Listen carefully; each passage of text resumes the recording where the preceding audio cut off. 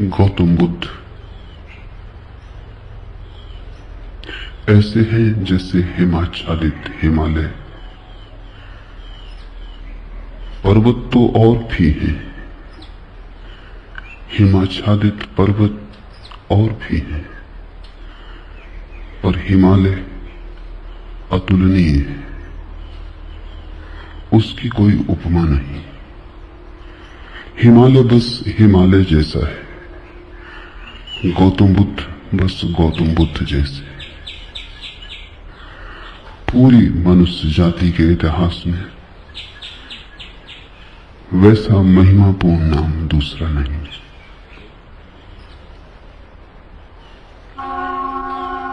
गौतम बुद्ध ने जितने हृदयों की वीणा को बजाया है उतना किसी और ने नहीं।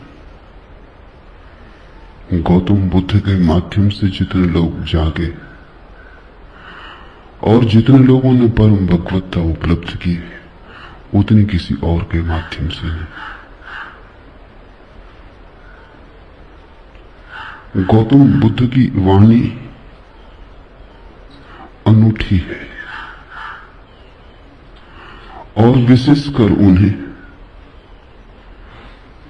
जो सोच विचार चिंतन मनन विमर्श के आदि हैं।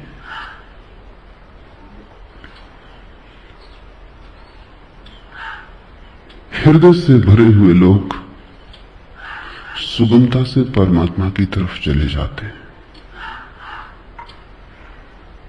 लेकिन हृदय से भरे हुए लोग कहां हैं? और हृदय से भरने का कोई उपाय भी तो नहीं है। हो तो हो, न हो तो न हो। ऐसी आकस्मिक नैसर्गिक बात पर निर्भर नहीं रहा जा सकता। बुद्ध ने उनको चेताया जिनको चेताना सर्वाधिक कठिन है। विचार से भरे लोग, बुद्धिवादी, चिंतन मननशील, प्रेम और भाव से भरे लोग तो परमात्मा की तरफ सरलता से झुक जाते हैं, उन्हें झुकाना नहीं पड़ता। उनसे कोई ना भी कहे तो भी वे पहुंच जाते हैं, उन्हें पहुंचाना नहीं पड़ता। लेकिन वे तो बहुत थोड़े हैं और उनकी संख्या रोज थोड़ी होती गई है। उंगलियों पर गिने जा सके ऐसे लोग हैं। मनुष्य का विकास मस्तिष्क की तरफ हुआ है, मनुष्य मस्तिष्क से भरा है। इसलिए जहां जीसस हार जाएं, जहां कृष्ण की पकड़ न बैठे, वहां भी बुद्ध नहीं हारते। वहां भी बुद्ध प्राणों की अंतरतम में पहुंच जाते। बुद्ध का धर्म बुद्धि का धर्म कहा गया है। बुद्धि पर उसका आदि तो है, अंत नहीं। शुरुआत बुद्धि से है, प्रारंभ बुद्धि से है, क्योंकि मनुष्य वहां खड़ा है। लेकिन अंत उसका बुद्धि में नहीं। अंत तो परम अतिक्रमण है, जहां सब विचार खो जाते, सब बुद्धिमत्ता विसर्जित हो जाती, जहां केवल साक्षी, मात्र साक्षी शेष रह जाता है। लेकिन बुद्ध का प्रभाव उन लोगों में तत्क्षण अनुभव होता है जो सोच विचार में कुशल है। बुद्ध के साथ मनुष्य जाति का एक नया अध्याय शुरू हुआ। 25 वर्ष पहले बुद्ध ने वह कहा जो आज भी सार्थक मालूम पड़ेगा और जो आने वाली सदियों तक सार्थक रहेगा।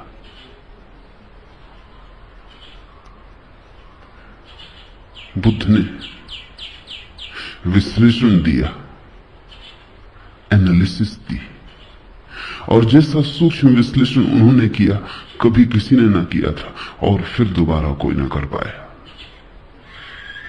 उन्होंने जीवन की समस्या के उत्तर शास्त्र से नहीं दिए, विश्लेषण की प्रक्रिया से दिए। बुद्ध धर्म के पहले वैज्ञानिक, उनके साथ श्रद्धा और आस्था की जरूरत नहीं है, उनके साथ तो समझ पर्याप्त है। अगर तुम समझने को राजी हो तो तुम बुद्ध की नौका में सवार हो जाओगे।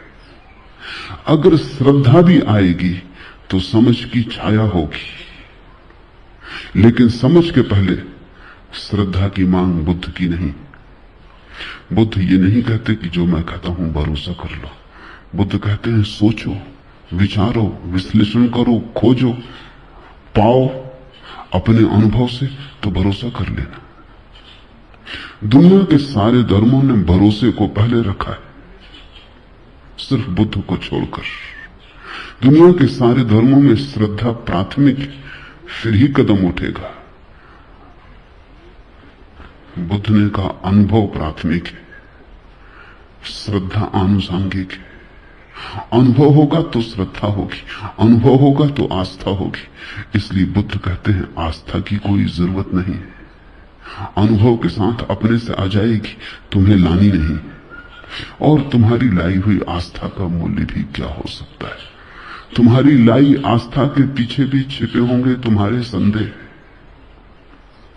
तुम आरोपित भी कर लोगे विश्वास को, तो भी विश्वास के पीछे अविश्वास खड़ा होगा। तुम कितनी ही दृढ़ता से भरोसा करना चाहो, लेकिन तुम्हारी दृढ़ता कपती रहेगी और तुम जानते रहोगे कि जो तुम्हारे अनुभव में नहीं उतरा है उसे तुम चाहो भी तो भी कैसे मान सकते हो, मान भी लो तो भी कैसे मान सकते हो। तुम्हारा ईश्वर कोरा शब्द जाल होगा जब तक अनुभव की किरण न उतरी हो। तुम्हारे मोक्ष की धारणा मात्र शाब्दिक होगी जब तक मुक्ति का थोड़ा स्वाद तुम्हें न लगा हो। बुद्ध ने कहा मुझ पर भरोसा मत करना, मैं जो कहता हूं उस पर इसलिए भरोसा मत करना कि मैं कहता हूं। सोचना, विचारना, जीना तुम्हारे अनुभव की कसौटी पर सही हो जाए तो ही सही है, मेरे कहने से क्या सही होगा। बुद्ध के अंतिम वचन है अपदीपो भव, अपने दिए खुद बनना। और तुम्हारी रोशनी में तुम्हें जो दिखाई पड़ेगा फिर तुम करोगे भी क्या? आस्था न करोगे तो करोगे क्या? आस्था सहज होगी, उसकी बात ही उठानी व्यर्थ है। बुद्ध का धर्म विश्लेषण का धर्म है, लेकिन विश्लेषण से शुरू होता है, समाप्त नहीं होता। वहां समाप्त तो परम संश्लेषण पर होता है। बुद्ध का धर्म संदेह का धर्म है, लेकिन संदेह से यात्रा शुरू होती है, समाप्त नहीं होती। समाप्त तो परम श्रद्धा पर होती। इसलिए बुद्ध को समझने में बड़ी भूल हुई, क्योंकि बुद्ध संदेह की भाषा बोलते तो लोगों ने समझा ये संदेहवादी है। हिंदू तक न समझ पाए, जो जमीन पे सबसे ज्यादा पुरानी कौम। बुद्ध निश्चित ही बड़े अनूठे रहे होंगे, तभी तो हिंदू तक समझने से चूक गए। हिंदुओं तक को ये आदमी खतरनाक लगा, घबराने वाला लगा। हिंदुओं को भी लगा कि ये तो सारे आधार गिरा देगा धर्म के। और यही आदमी है जिसने धर्म के आधार पहली दफा ढंग से रखे। श्रद्धा पर भी कोई आधार रखा जा सकता है, अनुभव पर ही आधार रखा जा सकता है। अनुभव की छाया की तरह श्रद्धा उत्पन्न होती। श्रद्धा अनुभव की सुगंध है, और अनुभव के बिना श्रद्धा अंधी है। और जिस श्रद्धा के पास आंख न हो उससे तुम सत्य तक पहुंच पाओगे। बुद्ध ने बड़ा दुस्साहस किया। बुद्ध जैसे व्यक्ति पर भरोसा करना एकदम सुगम होता है। उसके उठने बैठने में प्रामाणिकता होती है, उसके शब्द शब्द में वजन होता है, उसके होने का पूरा ढंग स्वयं सिद्ध होता है। उस पर श्रद्धा आसान हो जाती है। लेकिन बुद्ध ने कहा तुम मुझे अपनी बैसाखी मत बनाना।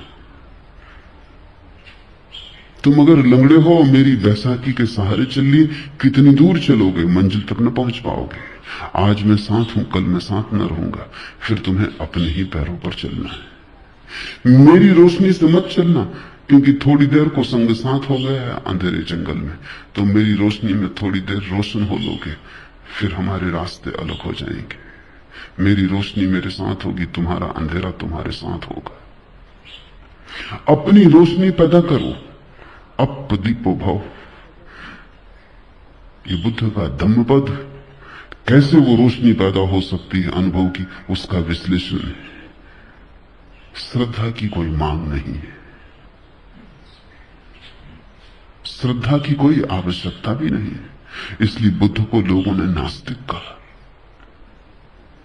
क्योंकि बुद्ध ने यह भी नहीं कहा कि तुम परमात्मा पर श्रद्धा करो। तुम कैसे करोगे श्रद्धा? तुम्हें पता होता तो तुम श्रद्धा करते ही, तुम्हें पता नहीं है। इस अज्ञान में तुम कैसे श्रद्धा करोगे? और अज्ञान में तुम जो श्रद्धा बांध भी लोगे, वो तुम्हारी अज्ञान के ईंटों से बना हुआ भवन होगा। उसे तुम परमात्मा का मंदिर कैसे कहोगे? वो तुमने भय में बना लिया होगा। मौत डराती होगी, इसलिए सहारा पकड़ लिया होगा। यहां जिंदगी हाथ से जाती मालूम होती होगी, इसलिए स्वर्ग की कल्पनाएं कर ली होंगी। लेकिन इन कल्पनाओं से, भय पर खड़ी हुई इन धारणाओं से कहीं कोई मुक्त हुआ है?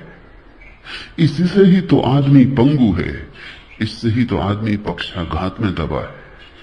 इसलिए बुद्ध ने ईश्वर की बात नहीं की। H.G. वेल्स ने बुद्ध के संबंध में कहा है कि पृथ्वी पर इस जैसा ईश्वरीय व्यक्ति और इस जैसा ईश्वर विरोधी व्यक्ति एक साथ पाना कठिन। So godlike and so godless. अगर तुम ईश्वरीय प्रतिभाओं को खोजने निकलो तो तुम बुद्ध से ज्यादा ईश्वरीय प्रतिभा कहां पाओगे? सो गॉडलेस, और फिर भी इतना ईश्वर शून्य, ईश्वर की बात ही नहीं की। इस शब्द को ही गंदा माना, इस शब्द का उच्चार नहीं किया। इससे यह मत समझ लेना कि ईश्वर विरोधी थे बुद्ध। उच्चार नहीं किया क्योंकि उस परम शब्द का उच्चार किया नहीं जा सकता। उपनिषद कहते हैं ईश्वर के संबंध में कुछ कहा नहीं जा सकता, लेकिन इतना तो कह ही देते। बुद्ध ने इतना भी ना कहा। वो परम उपनिषद, उनके पार उपनिषद नहीं जाता। जहां उपनिषद समाप्त होते हैं वहां बुद्ध शुरू होते। आखिर इतना तो कह ही दिया, रोक ना सके अपने को कि ईश्वर निर्गुण है, तो निर्गुण उसका गुण बना दिया। कहा कि ईश्वर निराकार है, तो निराकार उसका आकार हो गया। लेकिन बिना कहे न रह सके। उपनिषद के ऋषि भी बोल गए, मौन में ही संभालना था उस संपदा को, बोलकर गंवा दी। बंधी मुट्ठी लाख की थी, खुली दो कौड़ी की हो गई। वो बात ऐसी थी कि कहनी नहीं थी, क्योंकि तुम जो कुछ भी कहोगे वो गलत होगा। ये कहना भी कि परमात्मा निराकार है गलत है, क्योंकि निराकार भी एक धारणा है, वो भी आकार से ही जुड़ी है।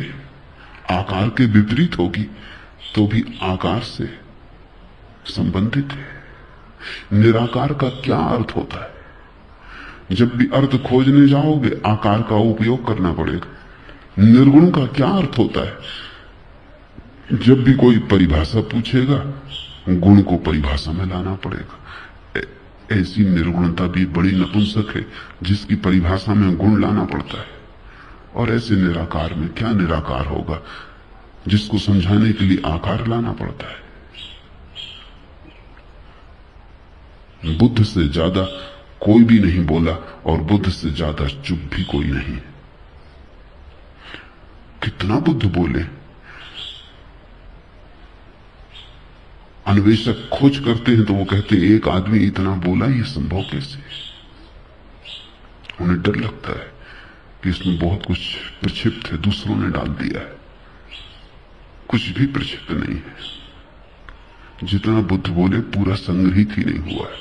खूब बोले और फिर भी उनसे ज्यादा चुप कोई भी नहीं, क्योंकि जहां जहां नहीं बोलना था वहां नहीं बोले। ईश्वर के संबंध में एक शब्द ना कहा। इस खतरे को भी मोल लिया कि लोग नास्तिक समझेंगे, और आज तक लोग नास्तिक समझे जा रहे हैं, और इससे बड़ा कोई आस्तिक कभी हुआ नहीं। बुद्ध महाआस्तिक है। अगर परमात्मा के संबंध में कुछ कहना संभव नहीं है तो फिर बुद्ध ने ही कुछ कहा, चुप रह के इशारा किया। पश्चिम के एक बहुत बड़े विचारक विटगेंस्टीन ने अपनी बड़ी अनूठी किताब ट्रैक्टेटस में लिखा है कि जिस संबंध में कुछ कहा ना जा सके उस संबंध में बिल्कुल चुप रह जाना उचित है। That which cannot be said must not be said। जो नहीं कहा जा सकता कहना ही मत, कहना ही नहीं चाहिए। अगर विटगेंस्टीन बुद्ध को देखता तो समझता।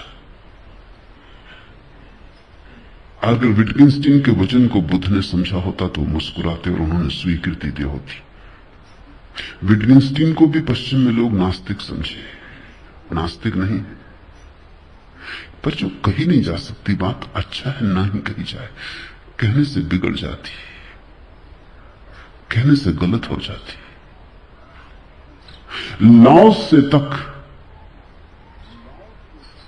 कहता तो है प्रथम वचन में अपने ताओ ते किंग में कि सत्य कहा नहीं जा सकता और जो भी कहा जाए वो असत्य हो जाता है।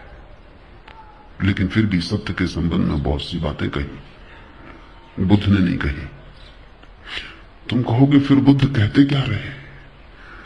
बुद्ध ने स्वास्थ्य के संबंध में एक शब्द भी नहीं कहा, केवल बीमारी का विश्लेषण किया और निदान किया, औषधि की व्यवस्था की।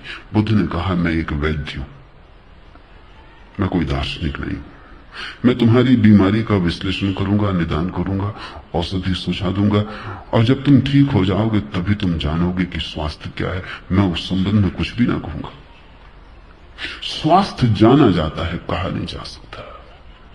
बीमारी मिटाई जा सकती है, बीमारी समझाई जा सकती है, बीमारी बनाई जा सकती है, बीमारी का इलाज हो सकता है, सही हो सकता है, गलत हो सकता है, बीमारी के साथ बहुत कुछ हो सकता है। स्वास्थ्य, जब बीमारी नहीं होती तब जो शेष रह जाता है वही, उस तरफ केवल इशारे हो सकते हैं, मौन, इंगित हो सकते हैं, वे भी प्रत्यक्ष नहीं, बड़े परोक्ष। बुद्ध के धर्म को शून्यवादी कहा गया है। शून्यवादी उनका धर्म है, लेकिन इससे ये मत समझ लेना कि शून्य पर उनकी बात पूरी हो जाती, नहीं, बस शुरू होती। बुद्ध एक ऐसे उत्तुंग शिखर है जिसका आखिरी शिखर हमें दिखाई नहीं पड़ता। बस थोड़ी दूर तक हमारी आंखें जाती, हमारी आंखों की सीमा है। थोड़ी दूर तक हमारी गर्दन उठती है, हमारी गर्दन के झुकने की सामर्थ्य है। और बुद्ध खोते चले जाते हैं दूर, हिमाच्छादित शिखर है, बादलों के पास।